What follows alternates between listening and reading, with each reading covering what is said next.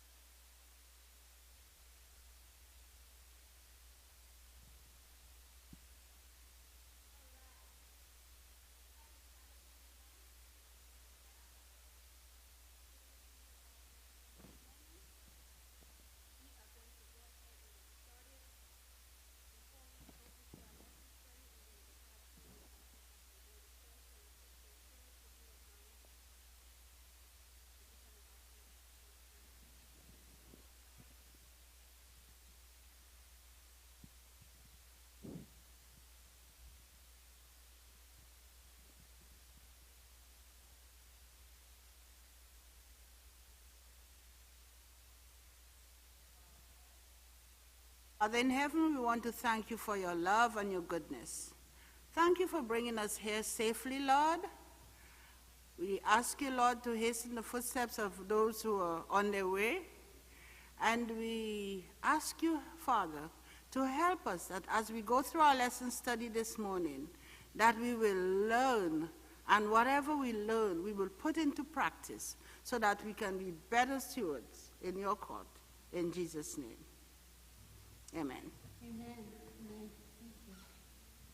Okay, guys, as you can see here that we have a few little displays this morning, and that is because we want you all to be really involved in the lesson study for this week. I know we have heard the story about Jacob and Esau probably our entire lives. So today we're going to try to bring some of that a little bit home to you so that you can relate to the story, not just hear about the story, not just criticize the characters in the story, but we want to make it so that you are able to relate to those particular characters and see how even today in 2022 that we have a little bit of Rebecca, a little bit of Isaac and Jacob and Esau in all of us. So before we start to judge those individuals this morning, we want to just bring it right home so that we can see that we are indeed those individuals even today. So I want to read the memory verse, and then I am going to have my co-facilitator here. You all know Dr. Hines very well. He has been gracious enough to assist me when I'm here, and I just want to let him know up front that I am so thankful for your participation. So the memory verse says, and it's taken from Genesis chapter 27, verse 36. It's Genesis 27, verse 36, and it reads, "And Esau said, Is he not rightly named Jacob? For he has supplanted me these 2 times. He took away my birthright, and now look, he has taken away my blessing. And he said, Have you not reserved a blessing for me?" Now, Dr. Hines, as you listen to this memory text and you hear the words of Esau, and by the way, the name of the lesson study today is Jacob the Supplanter. So when you hear Esau say these words to his father, does that make you have any sympathy towards towards Esau? On the human side, yes, because you can hear the grief, the loss, and the anger in his voice.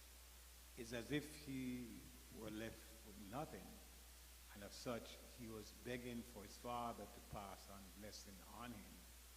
But the anger and his character surface right in this text. His anger towards his brother really did not abate until God confronted him when he decided to go back and take him out when Jacob was returning home. What is of great interest to me in this lesson, and I hope we can get a point that will encourage us, Jacob, the supplanter text, that God did not reject Jacob in spite of his defective character. When you look at Jacob's entire life, we saw clearly that he was a person of defective character and really wasn't fit for the office, position of a patriarch. But yet God did not reject Jacob in spite of his defective character. And I would that all of us would kind of take that lesson as we go through the entire 5 days or 6 days. And that is, we all have defective character. Sin has messed us up, and we are imperfect. And sometimes our defects show up more than the other. But the joy is this morning as we reflect on Jacob's life and relationship with God, we learn that God did not reject the supplanter. Number 2, God exposed the supplanter. He just didn't hide it and say, well, he has this defect, so let's just cover it up. But the Lord allowed, by exposing him, his defects and his weaknesses, Jacob saw his very defect, and God worked with him. And God worked with all of us. We all have weaknesses and shortcomings. But when we look at how God worked, or the Lord worked with Jacob, we can take courage to know that the Lord is working with us in spite of us having some issues, personal issues that we need to deal with. And God worked. You know, in this business of perfecting our character and making us Christ-like, Christ just don't say, well, you fix it yourself. You're alone. You messed up.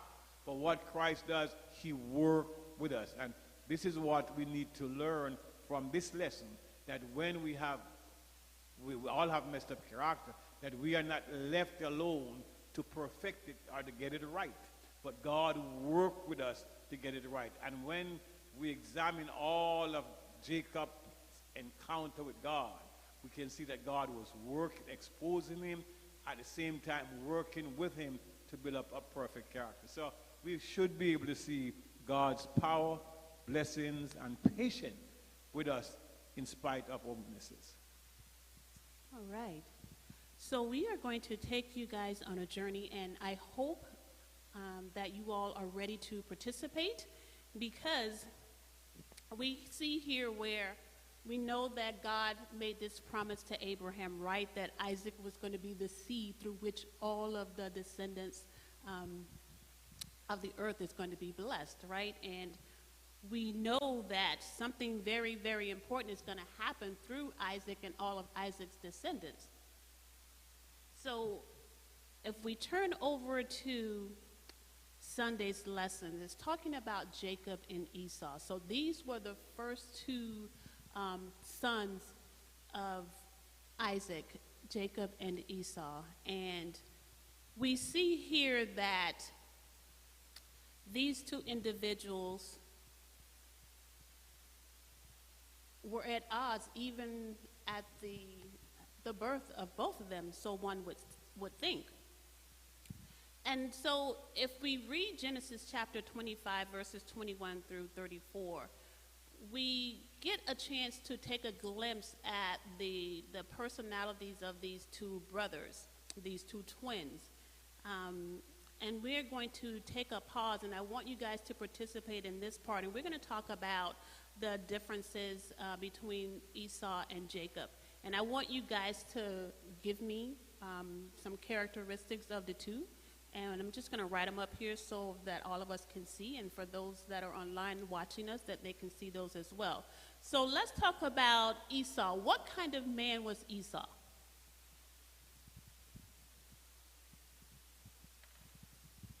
Was what? What kind of man was Esau? What kind of personality traits did he have? An outdoor man. Outdoorsman.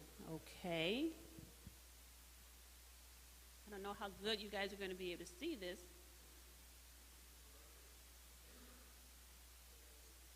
What was the other? Burly. I hear burly, hairy. What else?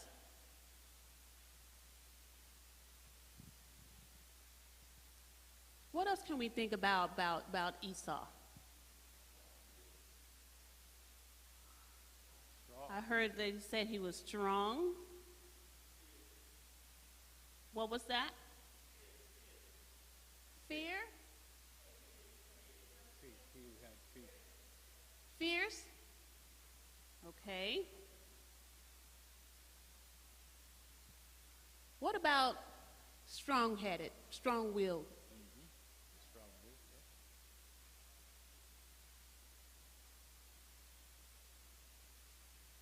Okay, well, let's talk about Jacob for a minute.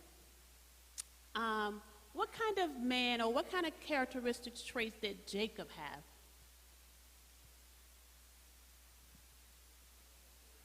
Again, humble.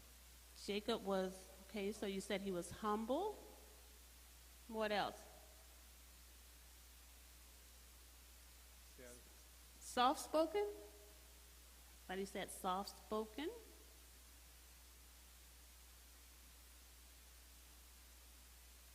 What else? What other kind of characteristic traits did Jacob have? See, Jacob was like the opposite kind of Esau, right? Esau was the kind to go out hunting. He liked to be outside in the wild and loose and free. Whereas Jacob was what? The Bible said he was an indoorsman. He was in the tent, right? He was quiet, reflective. A mama's boy? Okay, we'll go with mama's boy.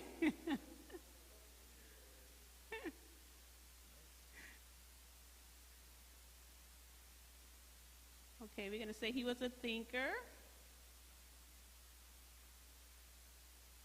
What else?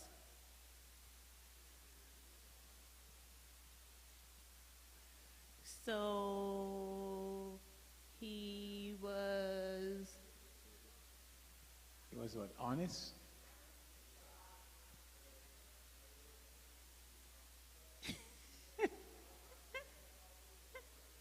Appeared to be honest.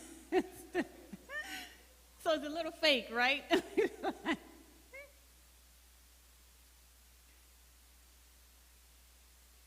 Okay, so these characteristics that these two brothers had, these two twins had, right? They kind of predisposed them already as to what was going to happen with them when we talk about the birthright. And so if you read that story, you kind of already see how Esau is not going to be the one to inherit the birthright. In fact, when Rebekah had that vision, I guess, or that conversation with God, what was she told? And I'm going to have Dr. Hines answer that question. What was that conversation that Rebekah had about her two sons? Well, normally in terms of the tradition, the oldest son would become the leader and receive the birthright and power. But Rebekah was told that the younger would rule. So obviously the Lord spoke to Rebekah and let her know that Jacob would be the one that would get the birthright and become the leader of the family. Now what is interesting there God doesn't go by tradition.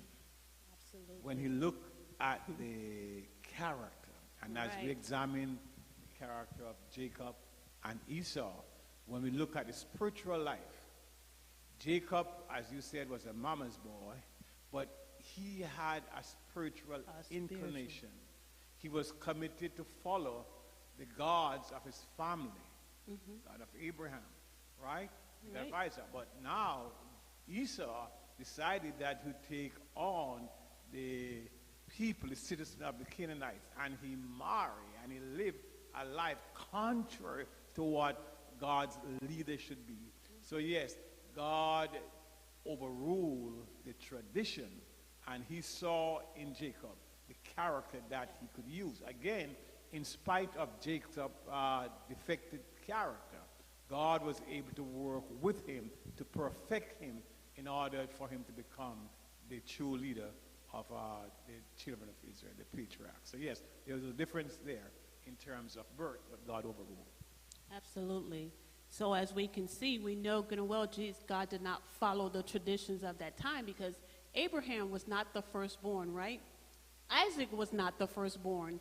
Jacob was not the firstborn. And when you keep going down and down the line further, you'll see that those whom God used as leaders back then, they were not necessarily the firstborn. David was not the firstborn. He was the youngest of Jesse's sons. So God does not follow traditions. He follows his own timeline, his own thinking, his own plans.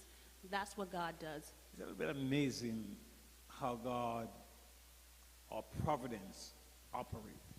God could have easily allowed Jacob to be first, right?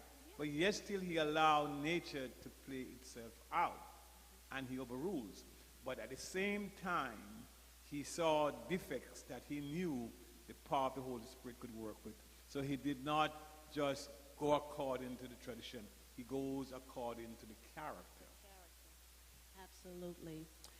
So we're going to... Oh, yes. No question about that.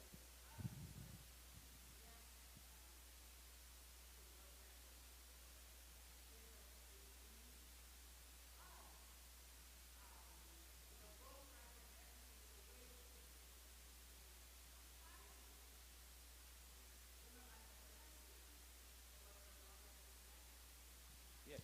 Absolutely, that is true. God did reveal to Rebekah who was going to be the leader of that family.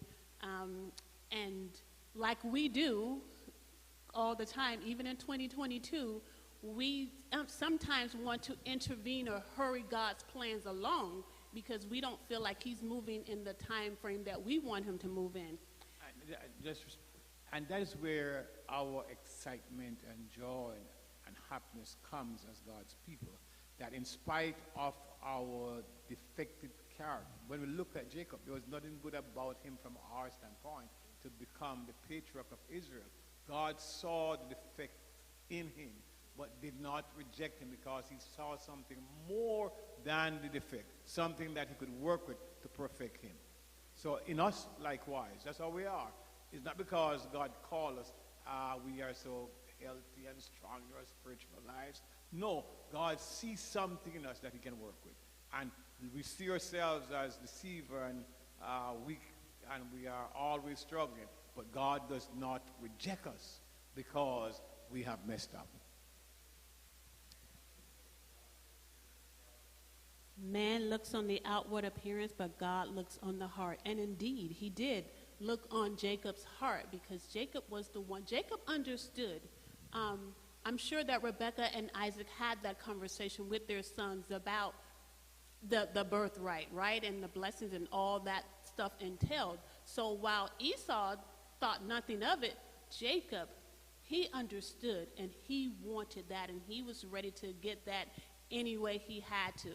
And so we're going to do this little demonstration. I know that I've been listening to different churches do their Sabbath school, and everybody's like bashing Esau and like how he gave away his birthright, but Esau says it was stolen from him. Clearly it was not stolen from him. He willingly gave it away for some soup. And so this morning, we are going to demonstrate to you how we are just like Esau.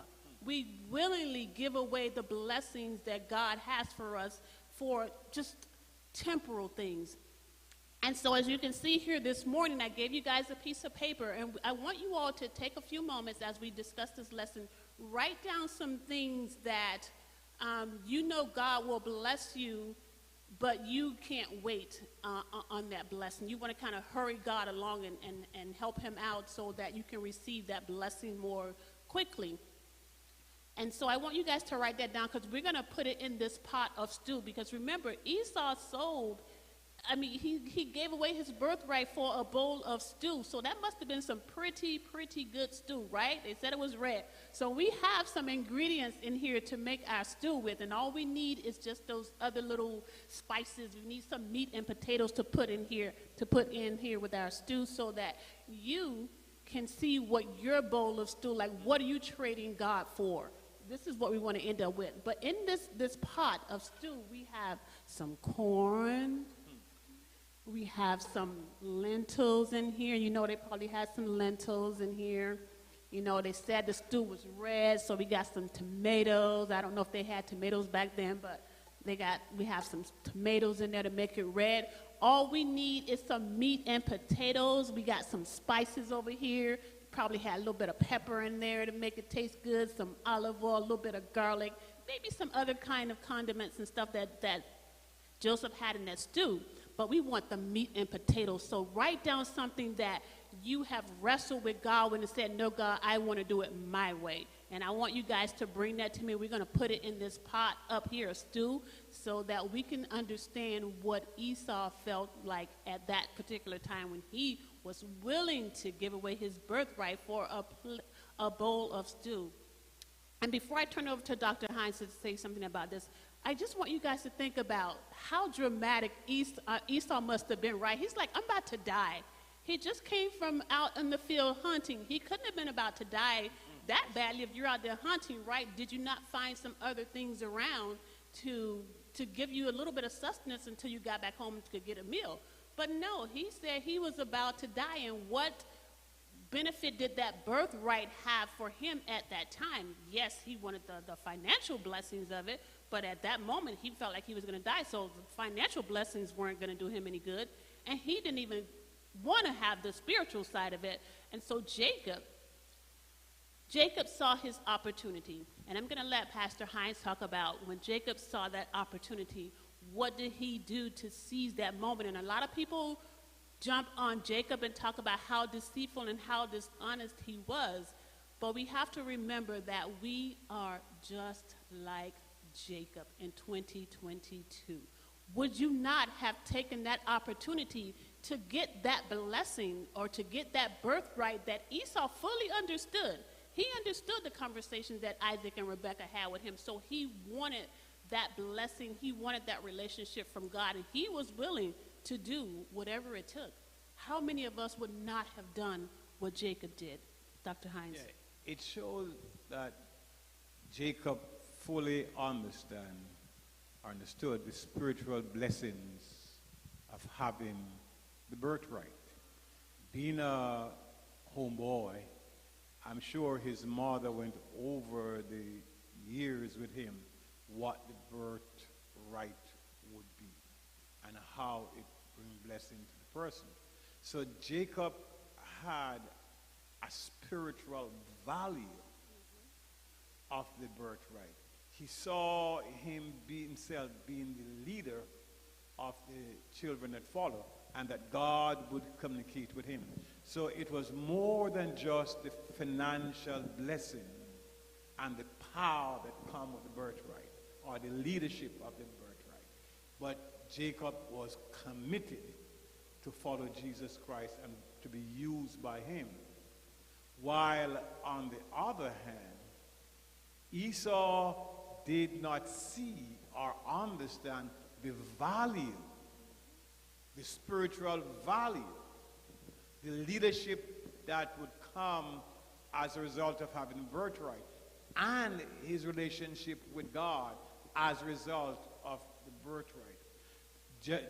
Esau saw more of a material blessing.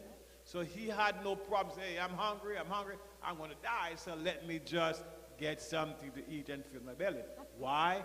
No spiritual value being placed on the birthright. That comes out in his entire life. There is nothing at least recorded, in Esau's life where he was led to serve and obey God. But his entire life was cut away in service to the community, the Canaanites, the ungodly people. And his generation that followed, they were Canaanites. So we saw clearly why God used Jacob. Now, God would have used another means for Jacob to receive the birthright. But he stepped ahead of God. His mother, being the mother she was, did what she could to carry out God's plan. So God went along with the plan, exposed Jacob's character, but at the same time allow him to become the one to receive the birthright and the blessing. All right. So you see how this story continues, right? And we have to think about it. I hear a lot of people say that that family was dysfunctional. Really? Like, we're in 2022. Thousands of years past the time of Jacob and Esau and Rebekah and Isaac, right? Are we not dysfunctional still today?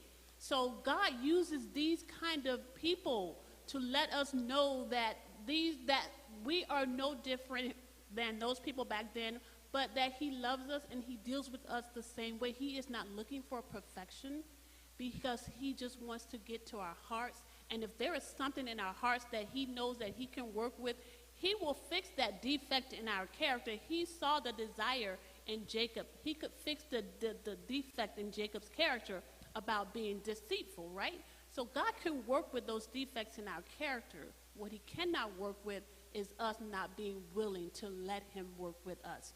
And so I have some things to put in my stew. I want that one. Forget about what God says. But I like it. You know, we like it. God tells us to do one thing. We're like, oh, no, but I want to do this. I like that. Same thing. He tells us to not be unequally yoked, right? Oh, but he's tall, dark, and handsome. That's something that the women would say, right? We can fly with that. The men might say, oh, she pleases me well. They'll do a whole Samson on us. So we're going to add this to our stew, right? It's tasting really, really good now, right?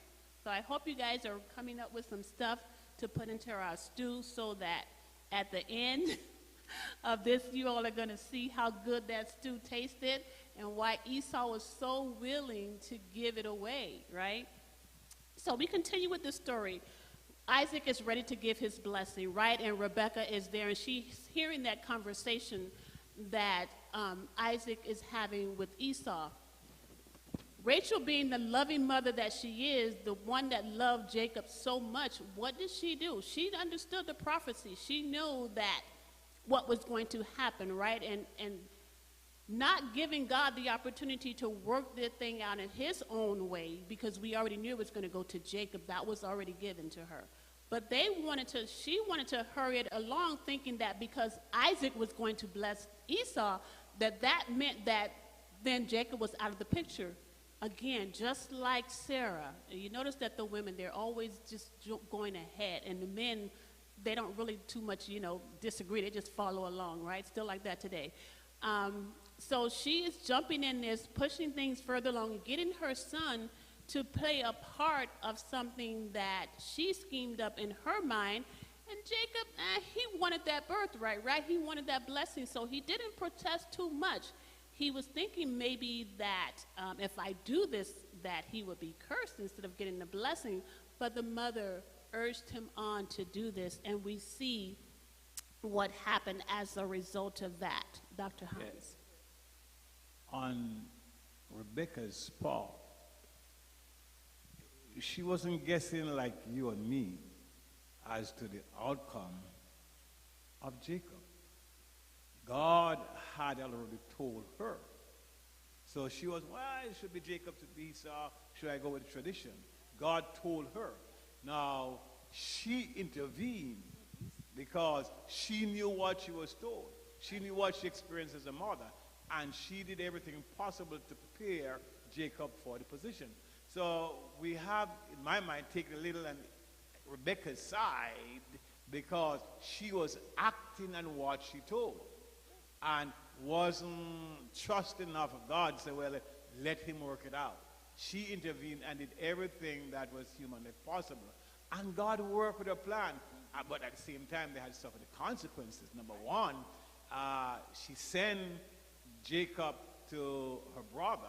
However, Jacob did not return to see her mother alive. So that was a great loss to Jacob and Rebekah. So yes, she did what she knew God had personally told her, that Jacob would become the one to lead the family, to receive the birthright. Okay, so as a result of that deception, we know that Isaac goes ahead and gives the blessing to Jacob. And as a result of that, his brother Esau is extremely angry with him. He's ready to kill him after his father dies. And Rebekah, the mother, she's not having this, right? She doesn't want her son to die. And even, for the other one to kill the son, because maybe Esau was not her favorite, but that doesn't mean that she did not love her son as well. So Isaac and Rebekah get together. They send their son Jacob away. And this is what happens when we try to force our plans in action instead of just allowing God to work out his plans. So now you have this brother in exile running to a family member so that he is not killed by his brother. But God, being who he is, he always is going to intervene. And I always think about Isaiah 55:11. And God says that his word would not return to him void, right? But it will accomplish that what he pleases, and it will prosper in the things that he sent it. He had already told them what was going to happen with Jacob. So Jacob is on the run, fearing for his life, and he ends up in this place, and he finds this rock. This guy is weary, and he is tired, and he is fearful. So he has to be all of those things for him to find a rock and lay his head on. All I can think about is I got a headache, right? And I would rather just lay flat on the ground. But here he is laying on a rock for a pillow, and he has this dream. And it was a beautiful dream, right? And I want you guys out there, which one of you want to comment on the dream that Jacob had that particular night as he lay on that rock?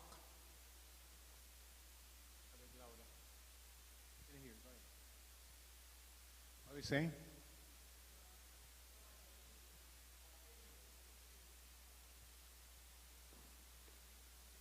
We're going to talk about the dream. Okay, so he saw the angels ascending and descending.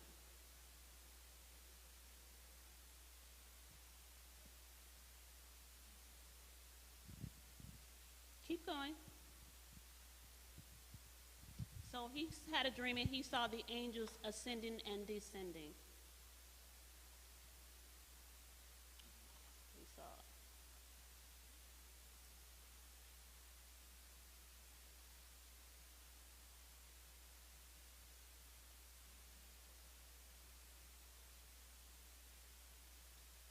He saw a ladder. Okay. What did that ladder represent? What do you guys think that ladder represented? A bit louder. Okay, so we're saying the ladder was a connection with heaven?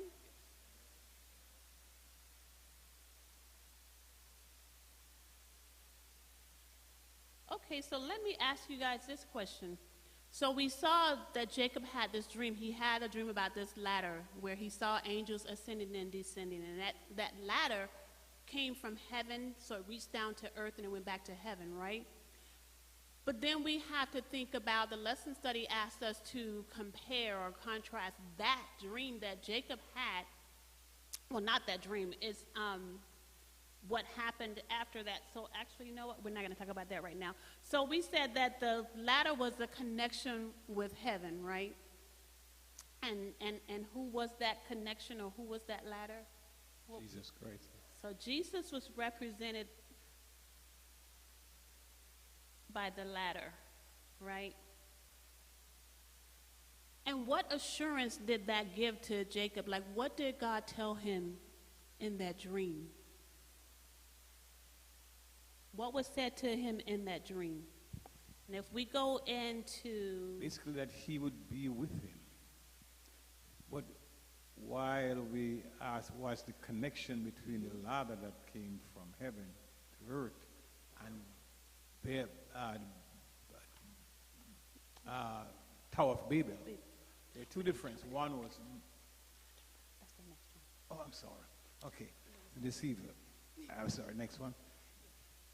Well, we can see the difference between the ladder, which is Christ, appearing to Jacob at his worst point. Oftentimes, when we are down and out and we are in our sinfulness, we believe that God has rejected us. God has no use for us because we are messed up, we are rebellious, and we do our shameful things. So God has rejected us. But notice what happened to Jacob and how God worked with him. When Jacob was alone, all the evil that he had done to his brother and the scheme that his mother and himself had put together came up before him. So basically he was unworthy to approach God. Still for all, in his down state, his sinfulness, God appeared to him and assured him that he would be with him. We can take courage from this lesson that even when we are down and out and we are to a worse sinful state of rebelliousness, don't come to the conclusion that God has rejected us, but God is right there with us to encourage us and to reconcile us to him and bring us back. That ladder, as we say, was to reconcile Jacob back and the entire world, that he was with him in spite of his sinful condition. Absolutely. So I'm going to read to you guys, because as I read this, I want you to think about the promise that God made with Abraham. So this is what he's saying to Jacob as Jacob laid his head on that stone. And it says, "And he dreamed, and behold, a ladder set up on the earth, and the top of it reached to heaven. And behold, the angels of God ascending and descending on it. And behold, the Lord stood above it and said, I am the Lord God of Abraham, thy father, and the God of Isaac. The land whereon thou liest, so thee will I give it, and to thy seed.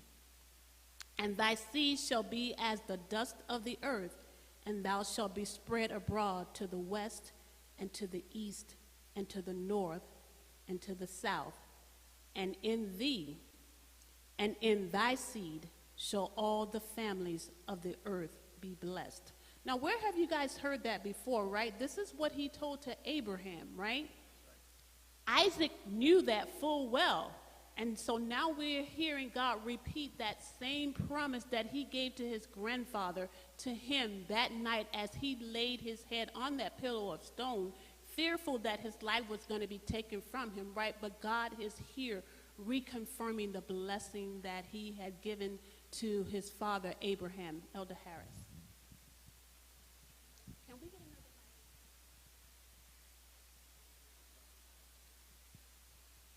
We can't hear you. Can we get it on the mic?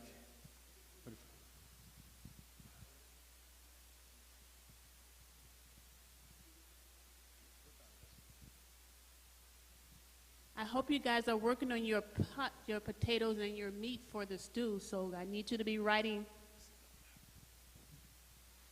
Okay.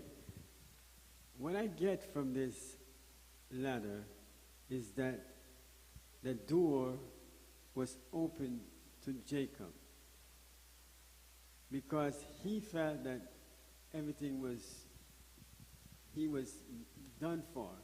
There was no hope for him. So this ladder represents heaven, and heaven is open to him. And all he have to do is just to follow the promise that his father Abraham had already received. Now it's going to descend into him. So all he need to do now to be encouraged to go on, because God is said to him, I'm going to be with you. He's saying the same thing to us. The promise is made for all of us, but what we had to do, we had to make sure that we stay the course. We follow in his footsteps. So this promise will be made known, and we will receive the same promise that Jacob and his descendants, we are part of his descendant, will receive, but we have to stay the course. It's amazing that God appeared to Jacob not at his spiritual height to affirm the promise he made to Abraham, but right in his worst sinful state, downtrodden. He said, Jacob, I'm renewing this covenant that I've made with your grandfather, with you, that you'll be blessed. How many of us behave that way when someone does us wrong, or when we have gone the wrong direction? We'll go and say, forget about it, let me just go in the right direction. We're happy and we're friends again. We don't do that, but we're seeing the love and mercy of God, that he doesn't hold our past or our weaknesses against us, but he comes to us where we are weak, where we are way down, and assure us that I'm with you, and my promise of love and forgiveness and mercies are right in you. And that's what he did to Joseph, to Jacob. That's why Jacob could really move on with a sense of confidence that God assured him that he is with him as he traveled to his uncle's home. All right. So I just added some more things to our stew. It is smelling awfully good already. So if you guys have some more ingredients for this pot of stew here, please feel free to write it down. Sister Phillips, if you can do me a favor, just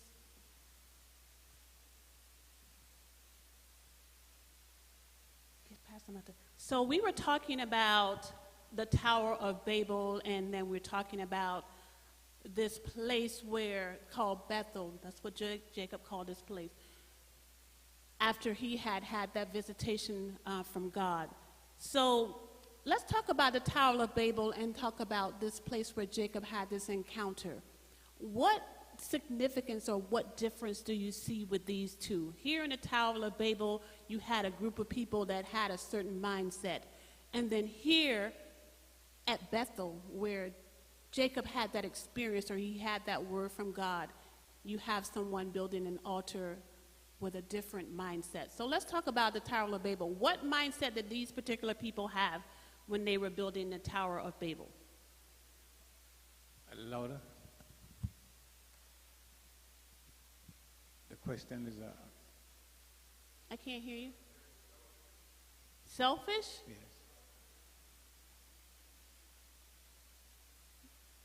Okay, what other mindset did those people that were building the Tower of Babel have? No trust in God. What else? They were determined. Any other what thought? else?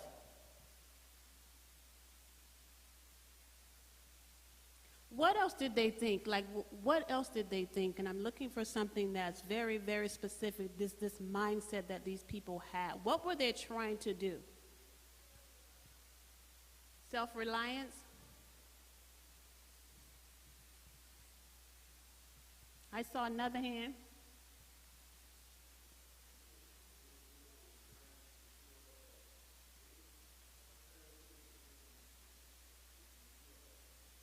Okay, they're trying to secure their life, secure life. Okay. So, I'm sorry, the lady in the back. Oh, yes, go ahead. Oh, she wants you to pick up the paper, I guess. Okay, so what were they in effect saying, right? They thought that because of the flood that, they weren't, if God sent another flood, you can read it right there, that this tower was going to save them, right, from being killed. So they were, in a sense, trying to be God or go up to where God is. But that's not how it works, right? Jacob had a dream. He dreamed about this ladder, right? That's not a very good ladder. But on this ladder, he saw angels ascending and descending, right? And God came down, and God had that conversation with him and told him about the promise, or he reconfirmed the promise, or stated that same promise that he did to Abraham. He restated that to Jacob. So here we see that Jacob made this altar to God. Why did he make that altar to God? He worshiped God. He thanked God, and he believed what God said to him. So that's why he worshiped him there. What else? Yes, God reached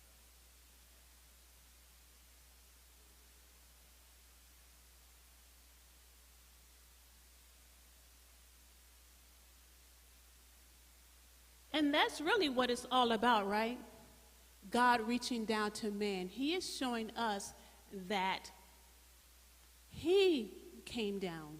Jesus came down. That ladder is representing the fact that Jesus is coming down to us. He is that bridge, in other words, between heaven and earth, right? We cannot get to God on our own. But the people back at the Tower of Babel, they thought that they could get up there, so they built this tower, right? Because they thought it was their own human effort that was going to get them to heaven. Not so. The dream that Jacob had, he saw this ladder or this bridge, that Jesus was that bridge between heaven and earth, and the only way that we get up to heaven or that we get to the Father is through his Son, right? So Jesus was that ladder or that bridge between heaven and earth. Elder Harris. Now, we should not forget what God said, because he don't change. Absolutely. He told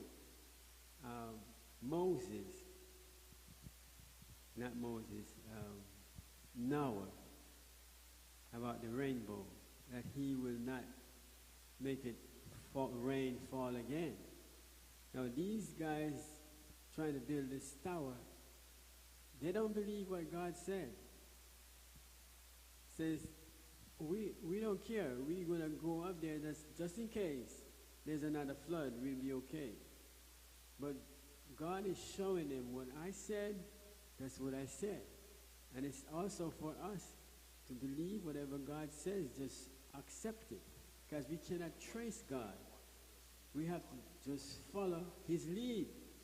Now he have to come down and change their language so that they could not build this temple, this tower anymore, because they were disobedient. They didn't have no belief in him.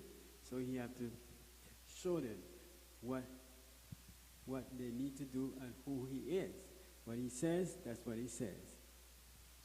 Also, in contrast with the Tower of Babel and Bethel, this brings clearly to us that wherever we are, we can worship God. Here, Jacob used a stone for a pillar. He saw the presence of God there, built an altar and worshiped God. And Bethel became known as a house of prayer. So we don't need to have a fancy place in order to bow down and worship God. Neither does our building has to be fancy and attractive to be a place where God dwells. Certainly the Tower of Babel was well engineered at the time. The best of minds came together to build that tower, but God wasn't there. So we need to remind ourselves that God is not just seen in the things that are attractive and expensive and draw the crowd, but wherever we are, if we open our hearts to God, he is right there to hear and accept our worship. And our sinfulness can be presented to him and he will cleanse us. There, Jacob bowed down and worshiped God in the wilderness and called it Bethel. Okay, so we're going to continue on this journey because we're running out of time, but we're going to talk about Tuesday's lesson when it talks about the deceiver deceived. So we know that after the experience at Bethel, Jacob continues on to his relative Laban. And on the way there, he saw this beautiful woman, right? And he had determined that he really loved Rachel, and he wanted to marry her. So we know how the story goes. Jacob goes and he meets his uncle Laban, and they develop this relationship, and he finds that he wants to indeed marry Rachel, and the uncle is like, he's permissive of this. But what happens on the night that Jacob is supposed to wed who he thought was Rachel? Instead, it was the older sister. And what I find in this is that while Jacob kind of sort of disregarded the firstborn, that whole process, how they had back in that time, how the firstborn was supposed to receive the birthright and all that stuff, how he disregarded that, but then he comes to this experience with Laban, and instead of marrying the person that he wanted to marry, he married the oldest sister. And it took a person, and the Bible doesn't tell us that Laban had a relationship with God or anything like that, or that he was a spiritual person. It just tells us that he was related. But even he recognized the fact that there was order, there was tradition that they had to abide by, right? So how is it, the question that the Bible asks, how is it, not the Bible, but the lesson asks, how and why does God allow for Laban's deception? And then it also says, what lessons did Jacob learn? So we know what Jacob did, right? And to the firstborn, so what respect he had for that. But the lesson says, how and why does God allow Laban's deception? And what lessons did Jacob learn? And we want to kind of get through that quickly. I was hoping we didn't have to, but we kind of sort of have to get to that quickly. So I'm going to let Dr. Hines answer that question. The last paragraph on Tuesday's lesson answers that clearly. God allowed Jacob to experience his own deception, what deception is all about. And he learned. But the question is this: does this mean that our God is a revengeful God, an eye for an eye, a tooth for a tooth? Or in this case, Jacob needed to see his weakness, his fault, and repent, because he experienced the hurt of deception. Remember, Esau was very hurt. If you listen to the text, remember the text, he was extremely and deeply hurt. And it was difficult for him to overcome it. He was determined to kill his brother. So at times we have to see ourselves in the true light of who we are. And it's at that point we make a desire to turn to the right direction. And here, God revealed his weaknesses and rebelliousness and shortcoming, the power of his deception, how others were hurt, and he allowed Laban to carry out the same deceptive practice by allowing his first daughter marry first instead of Rachel, who he loved. Absolutely. So that just goes to show